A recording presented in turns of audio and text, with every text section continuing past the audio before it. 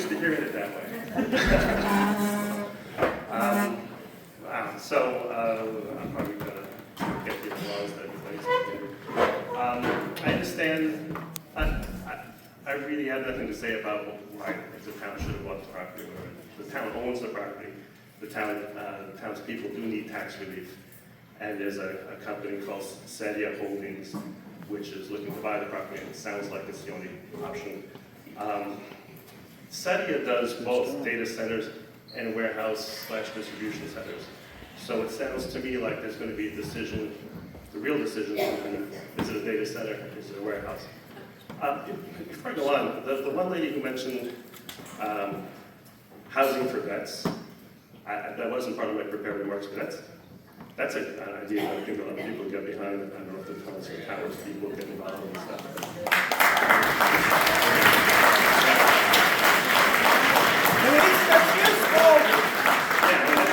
That's a pretty cool idea.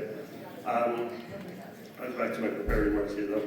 So, as we consider the future of the McInnes property, we need to look beyond short-term gains and focus on what delivers the greatest long-term benefits to Columbia. A warehouse or distribution. I may not be, popular admitted. A warehouse or distribution center would bring jobs, but it also will bring substantial permanent impacts. It would significantly increase truck traffic, place immediate strain on our roads, increase congestion, noise, and long-term maintenance costs. Over time, that means higher infrastructure spending and more disruption to daily life.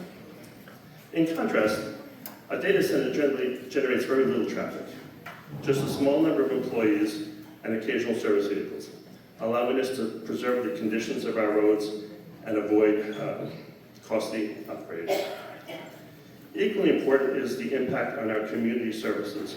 A warehouse development would drive population growth, increase demand for housing, schools, police, EMS. For a borough our size, even a modest growth means an increase in classrooms, additional staffing, and extended public services, costs that can quickly offset the financial benefits. A data center, however, provides a very different model. It brings substantial tax revenue without significant population growth, meaning we gain funding without placing additional burden on our schools and our first responders. So my own back-of-the-napkin estimates suggest the following could be the case. We could increase a warehouse, could increase the population by 5 to 7%. Require approximately 300 new housing units. Also, the school enrollment could increase by 7 to 12%, requiring more classrooms, more teachers. This also would require increased road maintenance, increased fire and EMS personnel, increased police. And in case people are wondering about the napkin, I have a printout of the back of the napkin, which I'll provide to the board. Just those are maybe bold statements.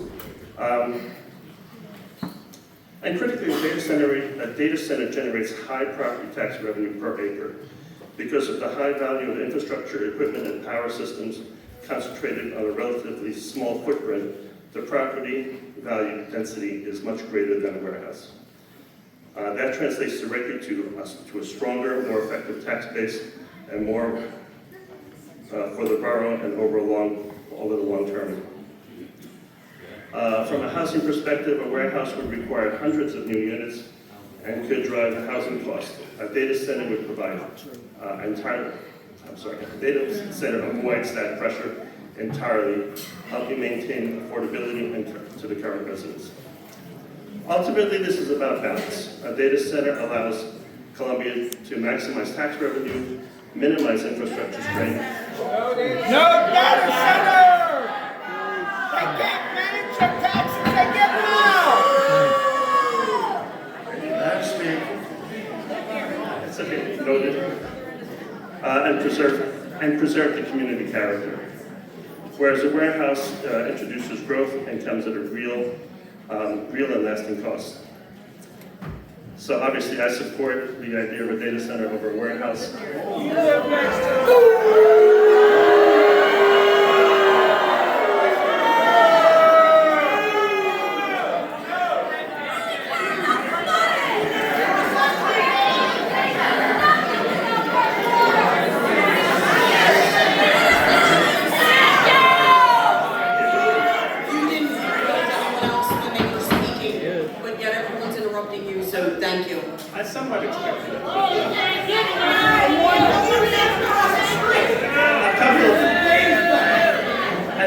couple quick points. I'm actually an IT architect. Modern data centers are air-cooled. They're not water-cooled.